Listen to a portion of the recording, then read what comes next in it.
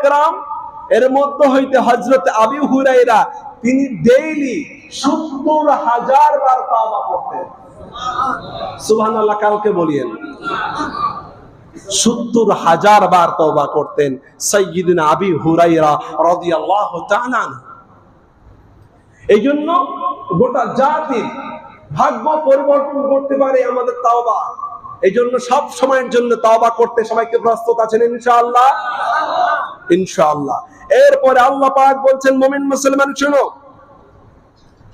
আমি আল্লাহ পাকের প্রিয় ব্যক্তি হওয়ার জন্য, গোটা দেশকে জুলুম অত্যাচারের হাত থেকে রক্ষা করার জন্য তোমাদের যে কাজ করতে হবে সেটা হচ্ছে এই পয় পরিষ্কার, সর্বদা উযুকে সাথ, উযুর সাথে থাকা। কারণ আপনি যখন উযুর সাথে নামাজের অপেক্ষায় থাকবেন, সব সময়ের জন্য আপনার প্রতি আকাশ থেকে